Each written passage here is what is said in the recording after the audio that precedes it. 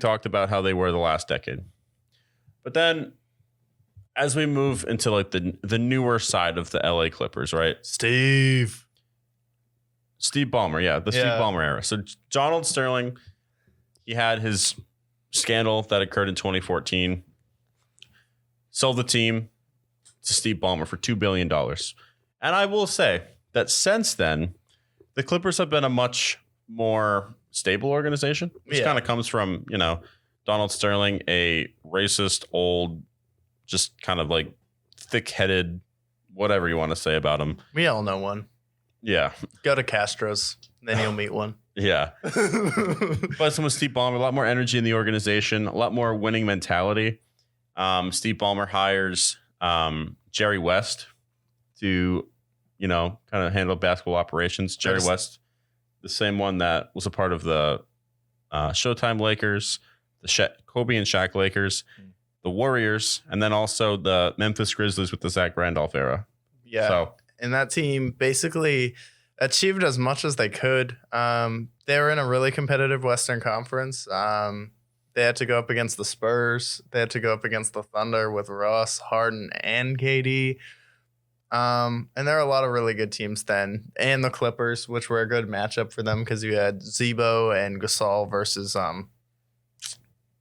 DeAndre Jordan and Blake Griffin. So it's like they ended up going to a conference championship, but they were always competitive. So it's like for a Memphis Grizzlies team, I thought for that era, they were as good as they could have been for a low market team. But they had the greatest executive in the history of the NBA in an attempt to build a championship roster. Yep.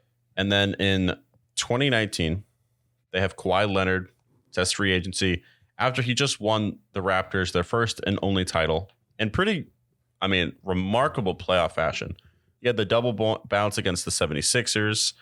They had the series against the Warriors. The Bucks. They had the Bucks game because they were down 0-2 to the Bucks, and they ended up coming back and winning 4 straight games in that series. So that was like a series where people were really questioning Giannis. And Kawhi really kind of had his imprint on that series and asserted his dominance over Giannis, who now people think is the new Shaquille O'Neal. And Kawhi really pushed him around in that series, and he always made a play on defense, made a play on offense. So it's like Kawhi that year was probably top. That was probably one of the best playoff performances ever because his second best player on that team was Pascal Siakam. And then you had like old Marc Gasol and Fred VanVleet. Yeah, and like the Serge Ibakas of the world. Yeah, exactly. Kyle Lowry's. But then he leaves in free agency. They leave. He basically holds them hostage. I remember this free agency negotiation because everyone's like, he's going to the Lakers. Because for every fucking free agent, they're going to the Lakers, apparently. And I remember what he did was he told the Lakers, like, yeah, I'm going to make my decision soon. I'm going to sign with you guys, most likely. Tells all of them, yeah, it's most likely the Lakers. Realistically, it was only between the Raptors and the Clippers. And he was just kind of waiting because he wanted to fuck over the Lakers, basically. Right. So the Lakers lost out on all the key free agents. They're like, no, we're going to get Kawhi Leonard. Brilliant, by the way. Yeah, which he deserved. Always more interested in the Clippers, which if you know Kawhi Leonard's personality, he makes a lot more sense for the Clippers. Yeah. And then was going to sign with the Raptors, but then he's like, wanted to stay with the Clippers, but they needed to sign and get another star for him. Yeah. So then the Clippers give up Danilo Gallinari, Shai Gilgeous-Alexander, and 5 first-round picks. They get the 2022, 2024, 2026 first-round picks unprotected, while also getting the 2021 unprotected and 2023 first-round selections from the Heat and swap picks with the Thunder in 2023 and 2025. Basically, from 2022 to 2026, those draft picks belong to the Thunder. Right. After Paul George signs a 5-year deal with them the year before. Yeah, after 1 year, he's like, no, I'm out. After 1 year, demands a trade to go to the Clippers to join forces with Kawhi Leonard. Yeah, which I thought was sad, man. I thought him and Russ had a good thing going, and I thought they could have worked it out. I get Russell Westbrook's tough to play with, but Paul George also needs to take some ownership in that situation. It just like when you sign a 5-year deal It's like that means something for a team. And it's like, I get player mobility, but when that happened, that kind of started like the ridiculousness of the player movement, where it's like players sign 4-year deals and then they're asking for trades. I'm like, that's a little ridiculous, but more power to him.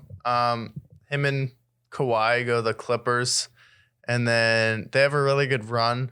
They're looking like the hands-on favorite in the West. They had beat the Lakers in their first two matchup. They looked like the much better team. Kawhi was playing really well. Paul George was playing really well. And then they ran smack dab into the bubble. There's a lot of drama. Lou Williams went out in the bubble during COVID. So it's like, if you went out or you were caught out as a celebrity partying during COVID, you kind of get clapped really hard. Yeah. Because you were setting a bad example. So it's like he acquired the name Lemon Pepper Lou for that reason, going to the club. So he was suspended. There was a lot of controversy where it seemed like a lot of players on the team didn't want to be there. Kawhi Leonard, definitely more of an introvert. I don't think he really wanted to be in the bubble. So it's like the Clippers almost just punted on the bubble. They're like, we don't want to be here. So then the Nuggets go on and win. They fall down 3-1. Clippers blow another 3-1 lead in the playoffs, and then they come out of it. Then the next year, Kawhi gets hurt. Paul George takes him as far as he can against the Denver Nuggets, but it just wasn't enough. And then they go on. Well, they actually beat the Nuggets, but they go on and face the Suns, and that was the year the Phoenix Suns got to the finals. And Paul George really pushed the Suns as far as he could without Kawhi Leonard, but it's like, now the Clippers are in an awkward spot where it's like, we have a history of always being the basement dweller team.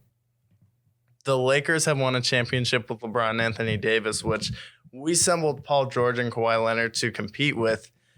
We're still there. We're still unsure about Kawhi Leonard. Kawhi Leonard, we don't know if he's ever going to play full games anymore. It seems like he's content just playing the second half of games.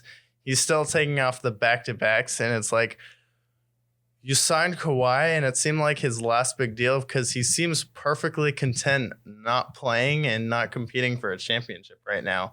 That could change when it comes to the playoffs, but it's like, right now, what I'm seeing with the Clippers, it's like they can't compete with any of these elite teams in the West.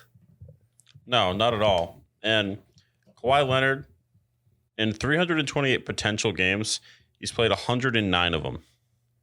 So basically, Kawhi Leonard has played one in every third game.